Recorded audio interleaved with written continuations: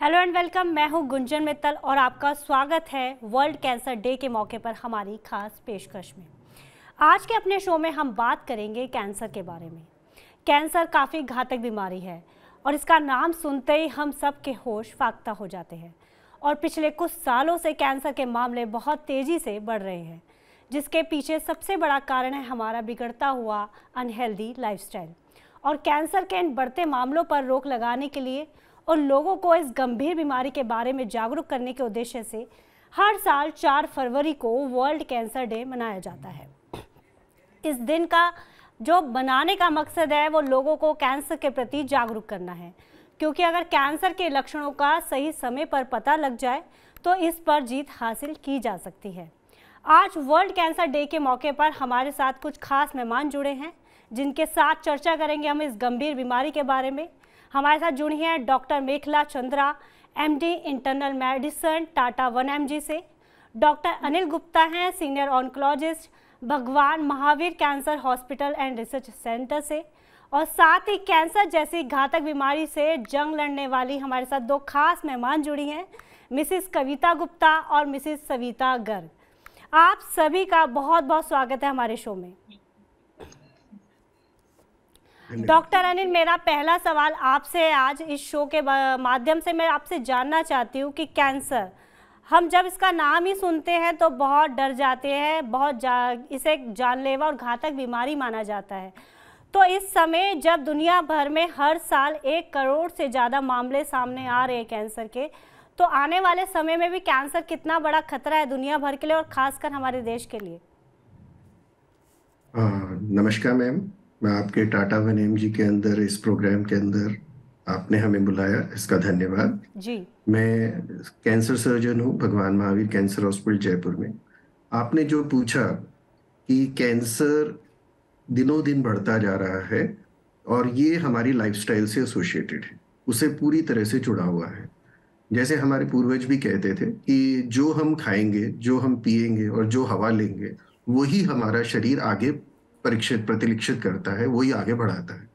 आज के दौर में हम लोग क्या ले रहे हैं? प्रदूषित खाना हम खा रहे हैं जिसमें कीटनाशक मिला हुआ है, यूरिया की खाद मिली हुई है, ऑक्यूपेशनल पोल्यूटेंट्स मिले हुए हैं, वो हम सब खा रहे हैं। साथ में एडल्ट्रेशन ऑफ फूड है जो कि हम पूरा अंदर लेते हैं। हवा के अंदर भी हमारा automobile industries, occupational other industries, vehicles, उनकी पूरी की पूरा पोल्यूशन हम लोग हवा के साथ अपने फेफड़ों के अंदर लेके जाते हैं। जी। और साथ ही पानी, पानी जो हमारा जो पूरा जो जमीन के अंदर से जो पानी आता है, वो ऑक्यूपेशनल जितने भी वेस्टेज हैं वो जमीन से होते हुए हमारे उस पानी में जाता है जो हम अंदर ग्रहण करते हैं।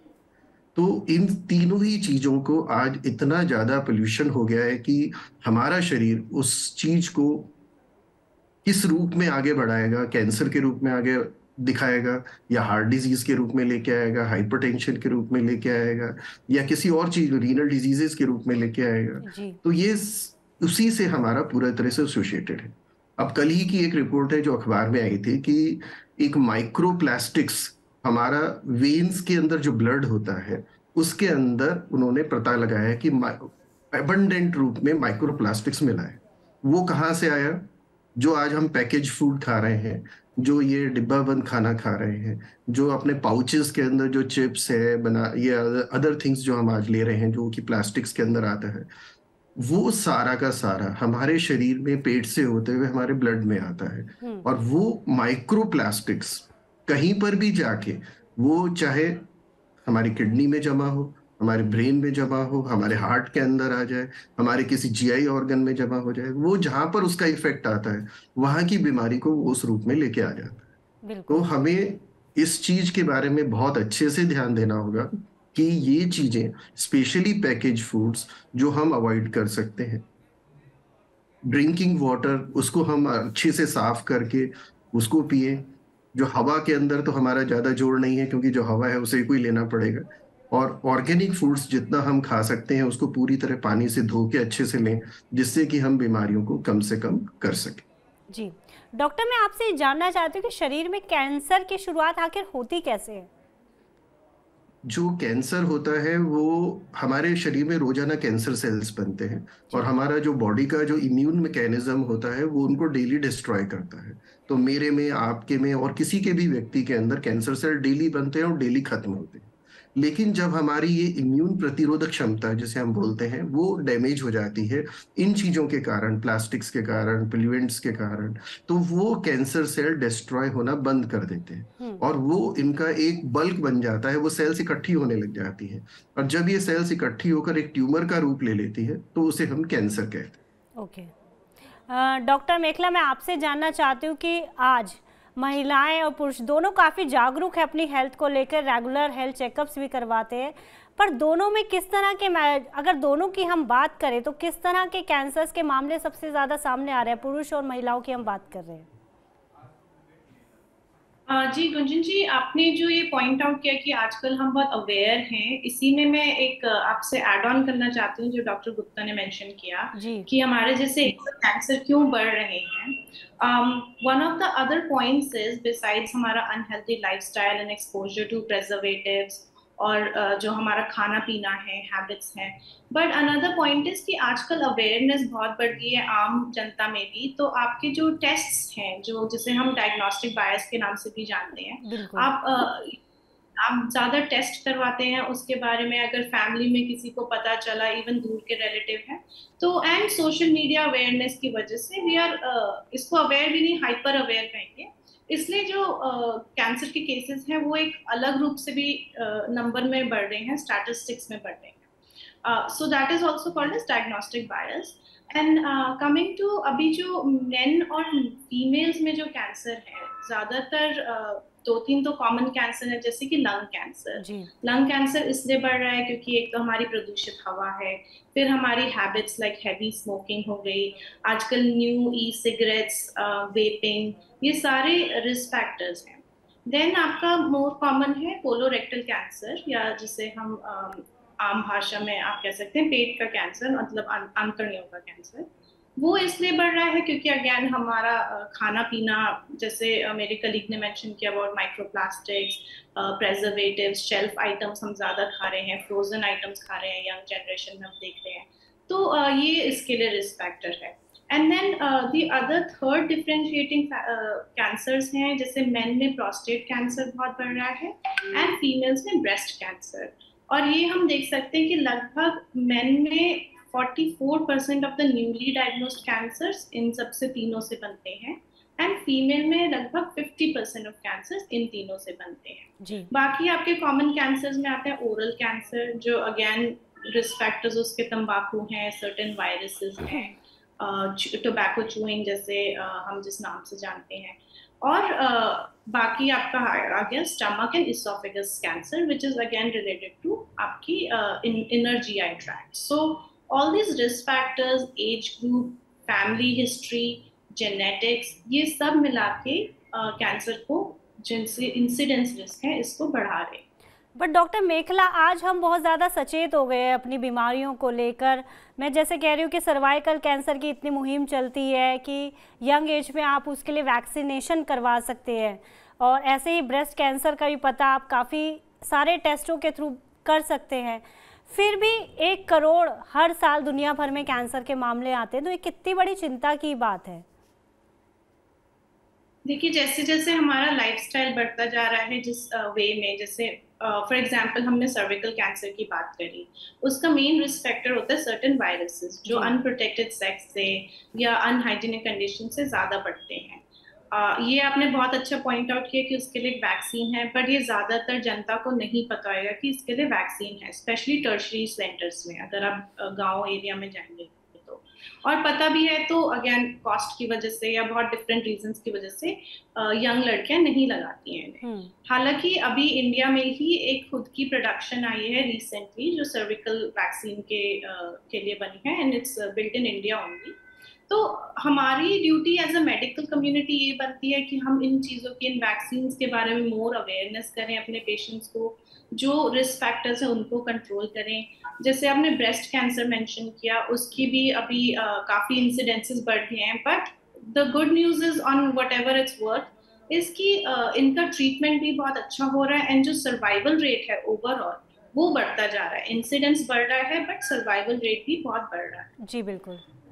कविता जी, मैं आपसे जानना चाहती हूँ, जब आपको कैंसर के बारे में पता चला तो आपका क्या रिएक्शन था, आपकी फैमिली का रिएक्शन क्या था, और आप किस तरह के कैंसर से अभी जूझ रही हैं? जब मुझे पता चला कि मुझे कैंसर हुआ है तो इनिशियली मैं बहुत बहुत डिप्रेस थी। मेरे को समझ में नहीं आ रहा था कि मेरे साथ ऐसा क्यों हुआ, क्योंकि मेरी एक बहुत अच्छी हेल्दी लाइफस्टाइल थी। मैं I am a runner and I was really shocked and it was very difficult for me to accept it. जी. But ठीक है, gradually आस्ते आस्ते I accepted it and I really wanted to fight and come out of it. मैं आपसे जानना चाहती हूँ कि आपको कौन सी स्टेज में आपके कैंसर के बारे में पता चला? The first stage था. First stage? एक्चुअली मैं पहले, हाँ, एकदम फर्स्ट स्टेज. ओके. तो आपकी फैमिली का क्या रिएक्शन था, क्योंकि ये एक ऐसी बीमारी है जिसमें जिसको कैंसर होता है वो तो परेशान होता ही होता है, साथ में पूरी फैमिली भी बिखर जाती है, क्योंकि अगर महिला को ये कैंसर हो रहा है तो महिला पे तो पूरी फैमिली का दामोदार होता है। तो ऐसे में जब आप पे ये विपदा आई तो आपकी फैमिली का क्या रिएक्शन था? एक्चुअली मेरी फैमिली, मेरे सब जान पहचान के लोग, एवरीवन वर शॉक्ड, क्योंकि सबके लिए बहुत शॉकिंग न्यूज़ था कि मेरे को कैंसर हुआ है जी। क्योंकि मेरी लाइफस्टाइल एक बहुत हेल्दी रही है और अराउंड 10-15 years से since childhood I am into exercising. I had a very normal healthy diet. तो सबके लिए एक शॉक था कि क्या हुआ, नहीं हुआ, कैसे हुआ, बट ठीक है, ग्रेजुअली हम लोग इस चीज को फिर एक्सेप्ट किए कि अब जो हुआ है अपने को इससे बाहर आना है, अब हमें लड़ना है इस बीमारी से। पॉजिटिव एटीट्यूड बहुत ज़रूरी है इस बीमारी से लड़ने के लिए। डॉक्टर अनिल, मैं आपसे बात करना चाहती हूँ कि जैसे कविता जी भी कह रही हैं कि उनका लाइफस्टाइल बहुत हेल्दी रहा है, क्योंकि हम भी कई बार सुनते हैं कि अभी एक पीछे भी एक न्यूज़ आई थी कि किसी इंसान ने कभी स्मोकिंग नहीं की, उसको लंग कैंसर हो गया। तो ये इसकी क्या वजह होती है कि हम हेल्दी भी अपना लाइफस्टाइल फॉलो कर रहे हैं, उसके बावजूद हमें इस तरह की गंभीर बीमारी का सामना करना पड़ता है? जी, लाइफस्टाइल बेसिकली एक इंडिविजुअल लाइफस्टाइल है जो कि हम लोग अपनी तरफ से ध्यान रख सकते हैं कि हम खुद गुटखा नहीं खाएं, बीड़ी नहीं पिए, स्मोकिंग नहीं करें, अल्कोहल नहीं लें, अच्छा खाना खाएं। उससे हम कुछ हद तक बीमारियों को अवॉइड कर सकते हैं। जी बिल्कुल। लेकिन एक कम्युनिटी हेल्थ होती है जिसमें कि जो खाना हम खा रहे हैं वो तो खाना सभी के लिए बन के आ रहा है फार्मिंग से, उसमें तो हम अलग नहीं कर सकते उसको, एक्सेप्ट कि उसको हम अच्छे से वॉश कर सकते हैं, लेकिन उसमें जो कीटनाशक मिला हुआ है, यूरिया मिला हुआ है, उसे तो हम नहीं निकाल सकते। पानी है, उसको हम उसमें कर लिया, सफाई कर ली, फिल्टर कर लिया, लेकिन उसके अंदर फिर भी कुछ जो केमिकल्स रह जाते हैं उसे हम निकाल नहीं सकते। और सेकेंड इज हवा, जो एयर है, एयर को तो हमें अपने अंदर लेना ही पड़ता है, उसको क्लीन करने का कोई साधन नहीं है। तो इस तरह की जो एक कम्युनिटी हेल्थ के कारण जो फैक्टर्स आते हैं, ऑक्यूपेशनल हैजर्ड्स हैं, वो पूरी कम्युनिटी को इफेक्ट करता है, पूरे कंट्री को इफेक्ट करता है। तो वो जो एक कारण है वो इंडिविजुअल से अलग हटके होते हैं। तो इसलिए कोई भी व्यक्ति, ऐसा नहीं है कि अगर वो इंडिविजुअली लाइफस्टाइल अच्छी ले रहा है तो उसे कैंसर नहीं होगा, लेकिन हाँ, उसे कैंसर होने का चांस कुछ हद तक कम हो जाता है। जी, मैं सविता जी आपसे जानना चाहती हूँ कि आपको किस उम्र में पता चला आपके कैंसर के बारे में, और आपको किस तरह का कैंसर था? जब मुझे पता चला तो मार्च में पता चला था। मेरी 73 की एज थी और सन 17 में मुझे मालूम पड़ा मार्च में कि कुछ छोटा सा दाग है। मैंने सितंबर में अपने बच्चों से जिक्र किया कि भाई ऐसा लग रहा है, कुछ रंग भी चेंज हो रहा है। तो उन्होंने इमीडिएटली डॉक्टर फ्रेंड से बात करी और बायोप्सी कराई, और बायोप्सी करा के तुरंत डिसीजन लिया डॉक्टर्स ने और बच्चों ने कि सर्जरी करानी है तो तुरंत करा दें। सर्जरी हो गई। आई एम नॉट पैनिक, ना बच्चे पैनिक में थे ना कुछ था, बिल्कुल आई एम नॉर्मल। तो आपके पॉजिटिव एटीट्यूड ने इस कैंसर को हरा दिया? मतलब मैं तो सोचती हूँ कि कुछ भी नहीं था, सर्जरी करा ली, फिट एंड फाइन हूँ, 5.5 साल हो गए हैं, बिल्कुल कोई दिक्कत नहीं है। तो आपको देख के एक उम्मीद बनती है कि हम इस गंभीर बीमारी, इसका नाम सुनते हैं हम डर जाते हैं कैंसर का, तो हम उसे हरा सकते हैं। तो डॉक्टर मेखला, पॉजिटिव एटीट्यूड कितना ज़रूरी है इस बीमारी से, और पूरे परिवार के लिए मैं जानना चाहती हूँ कि उस टाइम उस परिवार का कैसा रिएक्शन होना चाहिए जब कोई पेशेंट इससे गिरता है? डॉक्टर मेखला, देखिए जैसे मैं सविता की स्टोरी हमने सुनी, this is with a happy ending thankfully. ऐसे बहुत बार होता है कि हम कितने patients even in personal life, हम प्रोफेशनल लाइफ में देखते हैं जिनकी ये स्टोरी अब नहीं सुन पाते अनफॉर्चुनेटली। जी बिल्कुल। तो एक जैसे आपने मेंशन किया कि एक डायग्नोसिस पाना ये वाला मतलब आपका पूरा वर्ल्ड फॉल अपार्ट कर सकता है। And it's not just for you, इसमें पूरा परिवार का रोल होता है। आप जैसे अगर मदर हैं तो बच्चे इफेक्ट होते हैं, हस्बैंड इफेक्ट होते हैं, आपका काम जो आप वर्किंग वुमेन है अगर या वर्किंग पर्सन है तो वो इफेक्ट होता है। Can you go to the office every day, financial burden कितना बढ़ जाता है फैमिली पे, and more than that the psychological stress, ठीक है, as a family and as an individual. तो उसको कोप अप करने के लिए बहुत ज्यादा कॉम्प्रिहेंसिव प्रोग्राम भी चाहिए। इट्स नॉट कि सिर्फ आपने डॉक्टर के पास गए, आपने ट्रीटमेंट कर लिया, आपको शायद मेंटल हेल्थ जरूरत पड़ी होगी उसके लिए, आपको फाइनेंशियली किसी की गाइडेंस चाहिए होगी कि क्या क्या स्कीम्स चल रही हैं, हमारी गवर्नमेंट क्या क्या दे रही है, ये हर किसी में अवेयरनेस नहीं होती। तो that kind of comprehensive care जिसे हम कहते हैं ये बहुत इंपॉर्टेंट होता है। And definitely it's a battle. तो इसमें पॉजिटिव एटीट्यूड कहना और रखना शायद इतना आसान नहीं हो जितना हम लोग डिस्कस। डॉक्टर अनिल, मैं आपसे जानना चाहती हूँ, अभी हमने सविता जी की बात सुनी, उन्होंने बहुत सतर्कता बरती कि जब उन्हें कुछ लक्षण दिखाई दिए अपनी फैमिली से बात करी, तुरंत इलाज हुआ और वो आज ठीक भी हो गई हैं। और जिस तरह से वो बात कर रही हैं बहुत पॉजिटिव दिखाई दे रही है मुझे। तो ज़्यादातर कैंसर काफ़ी देर में पता चलते हैं, जब तक काफ़ी देर हो चुकी होती है, इसकी क्या वजह है? ऐसे में इलाज कराना कितना मुश्किल हो जाता है पेशेंट के लिए? जी देखिए, कैंसर जो है, अगर it is always better to prevent the cancer rather than it cure.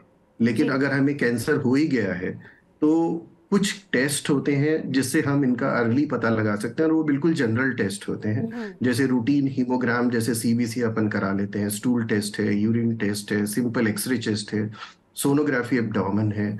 और कुछ एज के बाद, जैसे फीमेल्स में mammography after 45 year of age, and males के अंदर एक पीएसए टेस्ट होता है जो कि अपन 45-50 ईयर्स के बाद में करते हैं, एनुअली एक चेकअप होता है। तो ये छोटे से टेस्ट अगर अपन करा लें तो 80% से ज्यादा कैंसर्स को हम जल्दी डायग्नोज कर सकते हैं। और जितना जल्दी हम बीमारी को पता लगाएंगे उसका ट्रीटमेंट भी उतना ही आसान होता है। तो सिम्टम्स की बात मैं कर रही हूँ, यहाँ पर सिम्टम्स को पहचानना सबसे ज्यादा जरूरी है। तो ऐसे कौन से सिम्टम्स हैं जिनको हमें इग्नोर नहीं करना चाहिए बिल्कुल भी? जी, ये सिस्टम्स वाइज अपने सिम्टम्स आते हैं। जैसे मुंह और गले के कैंसर्स होते हैं जो कि अपन जनरली गुटखा, तंबाकू, बीड़ी और जर्दे वगैरह के कारण होता है। तो इस समय मुंह के अंदर कोई ना कोई ऐसा छाला या सफेद पैच आ जाता है जो कि कैंसर को प्रदर्शित करता है। और वो छाला अगर काफी समय तक ठीक नहीं हो इलाज के बावजूद तो हमें तुरंत डॉक्टर को दिखाना चाहिए, और अगर जरूरी हो तो डॉक्टर के परामर्श के अनुसार उसका बायोप्सी करना चाहिए।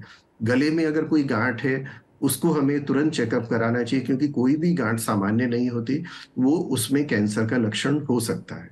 इसी तरह से फेफड़े के कैंसर हैं, ज्यादातर टाइम पे खांसी लगातार आना, मुंह से खून का छिटका आना या थूक में खून का आना या लगातार ब्लड आते रहना, और सांस में तकलीफ होना, ये एक ऐसे लक्षण है जिसको हमें कुछ समय तक अगर ठीक नहीं हो तो तुरंत अपने डॉक्टर के पास जाकर तुरंत चेकअप कराना चाहिए, जिसमें सिंपल एक थूक की जांच होती है, एक्सरे होता है और सोनोग्राफी होती है। और जरूरत पड़ने पर अगर उसमें कुछ आशंका आती है तो फिर अब दूसरे टेस्ट जैसे सीटी स्कैन, एमआरआई या जरूरत पड़ने पर पेट स्कैन वो अपन करा सकते हैं। इसी तरह से पेट के कैंसर हैं कि हमें लगातार पेट में थोड़ा बहुत दर्द होता रहता हो, या वॉमिटिंग आती हो, या खाना नीचे नहीं उतरता हो, जैसे भोजन नली के कैंसर है उसमें खाना नीचे नहीं उतरता हो, और धीरे धीरे वो बढ़ के उसमें पानी उतरना भी कम हो जाता है। तो ऐसे केसेस में एक एंडोस्कोपीज होती है और छाती का सीटी स्कैन अपन कराते हैं, तो उससे हमें बीमारी का पता लग जाता है, और अगर जरूरत होती है तो फिर उसकी बायोप्सी की जाती है। इसी तरह से बड़ी आंत के कैंसर हैं। बड़ी आंत के कैंसर में हमारा जो मोशन की जो फ्रीक्वेंसी होती है वो चेंज हो जाती है। कभी हमें डायरिया होता है, कभी कॉन्स्टिपेशन होता है, इस तरह से बॉवल पूरा चेंज हो जाता है। और साथ में कभी कभी उसमें ब्लैक कलर स्टूल और रेड कलर स्टूल आ सकता है। तो ब्लैक कलर अगर स्टूल आता है तो वो हमारे बड़ी आंत के कैंसर, जो कि लार्ज इंटेस्टाइन हम बोलते हैं, उसके अंदर होता है। और अगर काले रंग का खून अगर आता है, लाल रंग का खून आता है, तो वो हमारा जो लोअर लार्ज इंटेस्टाइन जैसे रेक्टम और एनल कैनाल है, वहां से इसके अंदर आ सकता है। अगर ऐसी चीज है तो हमें तुरंत डॉक्टर को चेकअप कराना चाहिए। डॉक्टर सविता, आपको देखकर बहुत उम्मीद बनती है। 73 साल की उम्र में आपने कैंसर के खिलाफ जंग जीती है। तो आपसे जानना चाहूँगी कि आपकी फैमिली का उस समय कैसा टाइम था। आप कह रही 2017 में डायग्नोज हुआ था आपको, तो किस तरह का सफ़र रहा है आपका कैंसर का। और आपके साथ साथ हमने अपनी इंडस्ट्री में हम बात करें, युवराज सिंह हुए, सोनाली बेंद्रे हुई, ऐसे काफ़ी सारे स्टार्स भी देखे जिन्होंने कैंसर के खिलाफ जंग को जीता और काफी कम उम्र में। मेरी 4 बेटियां हैं और चारों ही इस मामले में बहुत स्ट्रांग रही। बट शॉक तो लगता ही है एकदम मालूम होने के बाद में, बट पैनिक नहीं हुई। और उन्होंने जो भी डिसीजन लिया, मुझे ईश्वर में आस्था, डॉक्टर पे विश्वास और अपने बच्चों के डिसीजन पर विश्वास था कि जो भी होगा अच्छा होगा जी। जो होना है उसको तो आप नहीं रोक सकते। तो आप कभी घबराए नहीं इलाज के दौरान कभी भी डॉक्टर मिसेस सविता? समझ में नहीं आया। आप घबराए नहीं इलाज के दौरान? नहीं, बिल्कुल भी नहीं, क्योंकि कुछ ऐसा था ही नहीं। जब भगवान है तो फिर घबराना क्यों है? जी बिल्कुल। कैंसर भी मुझे तो ऐसा लगता है कि अगर पहली स्टेज से ही हम उसकी केयर करें, डॉक्टर से बात करें और डॉक्टर की एडवाइस को फॉलो करें, तो हम लड़ाई जीत सकते हैं। कविता जी, आप सविता जी को देख के क्या कहना चाहेंगे? 73 साल की उम्र में इन्होंने कैंसर को हराया अपने इस पॉजिटिव एटीट्यूड के साथ।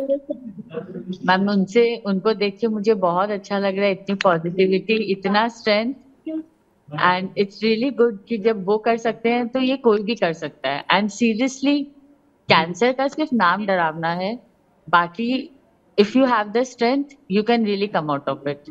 बिल्कुल। तो अभी आप कौन सी स्टेज पे, मतलब आपका ट्रीटमेंट चल रहा है और किस तरह की स्थिति में अभी आप हैं? मैं कोलकाता में हूँ। मेरा अभी टारगेटेड थेरेपी चल रहा है और रेडिएशन चल रहा है। तो कब तक ठीक होने की उम्मीद? जी, अगली बार हम आपसे बात करेंगे तो आप बिल्कुल ठीक हो चुकी होंगी।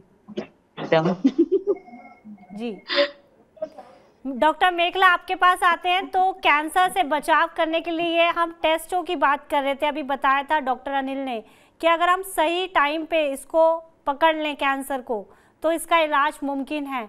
तो कितनी उम्र के बाद और कितने समय के बाद हमें टेस्ट कराने चाहिए? जैसे कि हम सर्वाइकल कैंसर की बात करते हैं या ब्रेस्ट कैंसर की बात कर, इन सब के इलाज संभव हैं अभी सभी कैंसर्स के। अच्छा, अभी वैक्सीन पे भी बात चल रही है, तो अब हम टेस्ट करवाने की बात कर रहे हैं, तो मेखला कब किस उम्र में करवानी चाहिए और क्या सतर्कता बरतनी चाहिए? जैसे मेरे कलीग ने मेंशन किया, बहुत प्रिवेंटेटिव मेजर्स या प्रिवेंटेटिव टेस्ट जिसे हम कहते हैं, और उसका दूसरा नाम है हेल्थ स्क्रीनिंग। सो आप क्वेश्चन ये पूछ रहे हो कि कौन से कितनी उम्र में किस लोगों को हेल्थ स्क्रीनिंग करवानी चाहिए। बिल्कुल। So just to break it down, ऐसे एक नंबर नहीं होता है, हर किसी का जैसे रिस्क फैक्टर है। विमेन में हेल्थ स्क्रीनिंग डिफरेंट होती है। जैसे 50 साल की उम्र के बाद मैमोग्राफी शुरू होती है, हम उसको रेकमेंड करते हैं। मैमोग्राफी में आप early stages of breast cancer पकड़ सकते हैं। सेम थिंग सर्टेन एज में जैसे पैप स्मीयर करते हैं, जो सर्विकल कैंसर के लिए स्क्रीनिंग होती है, which is recommended for anybody hitting puberty and above. तो डिफरेंट कट ऑफ्स होते हैं एज ग्रुप के। एंड सिमिलरली बहुत ब्लड टेस्ट के पैकेजेस होते हैं, जैसे कि हमारे प्लेटफॉर्म में है कैंसर प्रिवेंशन का, तो उसमें आपको बेसिक हेल्थ स्क्रीनिंग हो जाती है, आपको ब्लड काउंट्स पता चलते हैं, अपने सर्टेन ट्यूमर मार्कर्स आप करवा सकते हैं test. So again different age different health screening. And अगर आप मिस सविता का ही एग्जाम्पल लेंगे, जैसे अब उनको ब्रेस्ट कैंसर डायग्नोज हुआ, तो उनकी फैमिली में भी स्पेशली जो फीमेल्स हैं उनको HER2 म्यूटेशन और different type of mammography and ultrasound में उनको स्क्रीनिंग करवानी है एज पर डॉक्टर। जी डॉक्टर अनिल, आज के समय में टेक्नोलॉजी काफ़ी एडवांस होती जा रही है, तो इसका कैंसर के ट्रीटमेंट में कितना योगदान है? क्या अब आने वाले समय में कैंसर्स के जो नंबर्स हैं वो कम देख सकते हैं? उसके लिए हमें अपनी लाइफस्टाइल को पहले सुधारना पड़ेगा। Yes, we can diagnose cancer at early stage. जो जैसे हमारे पास अभी नई मॉडलिटीज में पेट स्कैन अगर आ गया है, तो पेट स्कैन से हम पूरा बॉडी का इमेजिंग एक साथ कर सकते हैं, जिससे हमें ये पता लग जाए कि प्राइमरी ट्यूमर जहाँ से आया है उसके अलावा शरीर में कहीं और तो ट्यूमर नहीं है। कहीं 15 से 20% केसेस ऐसे होते हैं जिसमें हमें ये नहीं पता लगता कि कैंसर का उद्गम कहाँ से हुआ, लेकिन उसका साइड इफेक्ट्स मेटास्टेसिस जो होता है पूरी बॉडी में कहीं ना कहीं पड़ा होता है। तो उसके लिए भी एक पेट स्कैन बहुत अच्छी इन्वेस्टिगेशन है, जिससे हम ये पता लगा सकते हैं कि कैंसर का शुरुआत कहाँ से हुई और वो अब कहाँ कहाँ फैला हुआ है। जी। एक ये चीज है। दूसरा, ट्रीटमेंट के अंदर हमारा एक लीनियर एक्सेलरेटर है, रैपिड आर्क करके रेडिएशन थेरेपी होती है।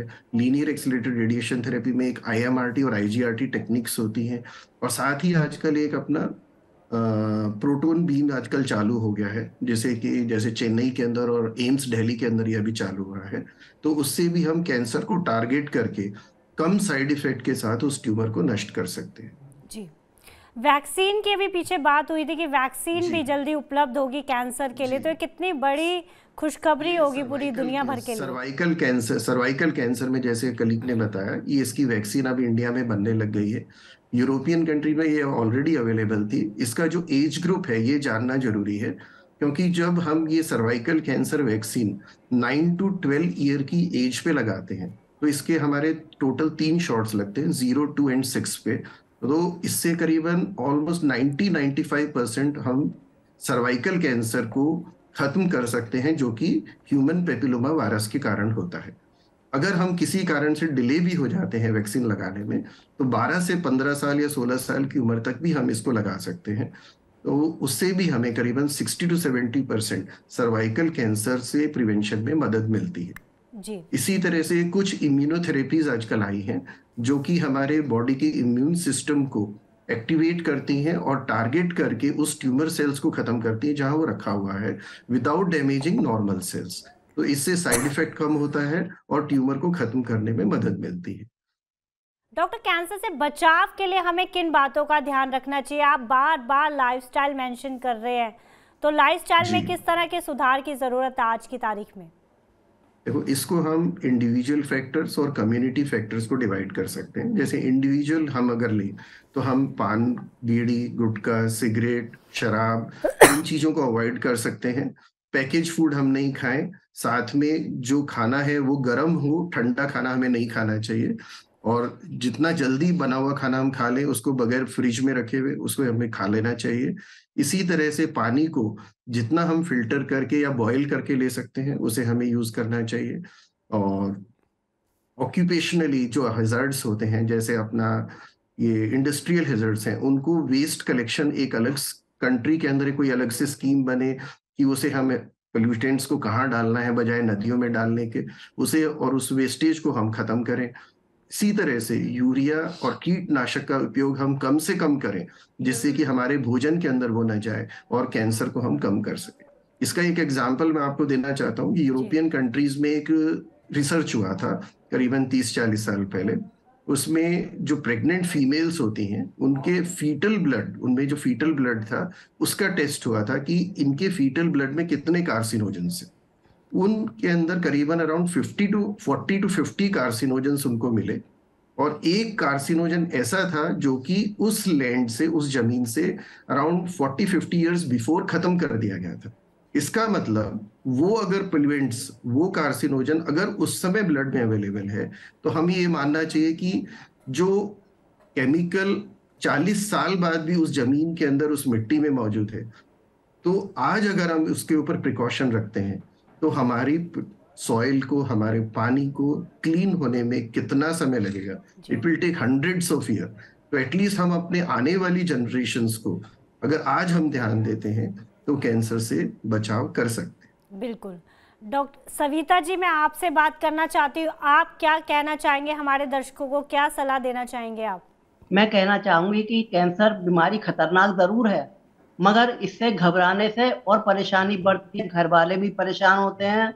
इससे अच्छा है कि ईश्वर से प्रार्थना करिए, दर्द से लड़िए, और डॉक्टर की सारी एडवाइस फॉलो करेंगी तो जो होना है उसको तो नहीं रोक सकते, लेकिन अपने अंदर हिम्मत रखने से दूसरों को भी प्रेरणा मिलेगी कि कैंसर कोई ऐसी चीज नहीं है। फर्स्ट स्टेज पे ही जब भी मालूम पड़े, जल्दी से जल्दी कोई भी एबनॉर्मल शरीर में बात होती है, चाहे ब्लीडिंग हो या पस निकले या पेन हो या गांठ हो, कुछ भी हो, फौरन डॉक्टर से चेकअप कराइए और उसकी सलाह मानकर ट्रीटमेंट शुरू करिए। ईश्वर सबको स्वास्थ्य दे। जी बिल्कुल, आप एक आशा है, एक उम्मीद है सभी के लिए जो अभी कैंसर से लड़ रहे हैं। डॉक्टर मेखला, आपकी वर्ल्ड कैंसर डे के मौके पर हमारे दर्शकों को क्या सलाह रहेगी?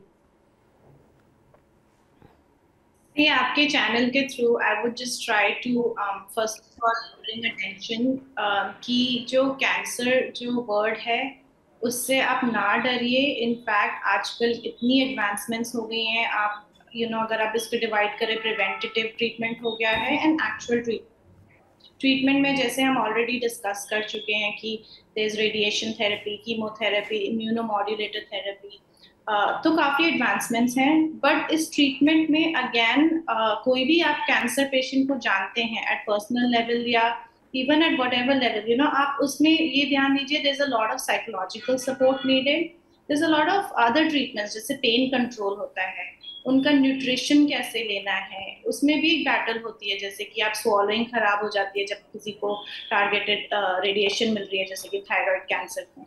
तो ये छोटी छोटी चीजें होती है, बट उस इंसान की वो हर डे टू डे एक स्ट्रगल बन जाती है। तो उसको हम अंडर एस्टिमेट ना करें। As a community we should support the battle that person is going through. Doctors हैं, एडवांसमेंट है, टेक्नोलॉजी है, but don't forget to be human at the end of the day। और इलाज के समय अपने डॉक्टर पर भरोसा ज़रूर रखें। सविता जी ने भी बहुत ज़रूरी बात समझाई थी हमें। आप सभी का हमारे साथ जुड़ने के लिए बहुत बहुत धन्यवाद, बहुत बहुत शुक्रिया अपना कीमती समय देने के लिए। डॉक्टर अनिल, डॉक्टर मेखला, सविता जी और कविता जी, आप सभी का बहुत बहुत शुक्रिया। कैंसर से बचने के लिए सबसे ज़्यादा ज़रूरी है अपना ध्यान रखना, शरीर में दिख रहे लक्षणों को समझना और सही समय पर चेकअप कराना, क्योंकि अगर कैंसर का सही समय पर पता लगता है तो इससे बचाव मुमकिन है। आज के लिए बस इतना ही। अब हमें दीजिए इजाज़त, हम कल फिर हाजिर होंगे हेल्थ से जुड़ी नई जानकारी के साथ। तब तक आप अपना और अपनों का ध्यान रखिए और देखते रहिए TV9 डिजिटल।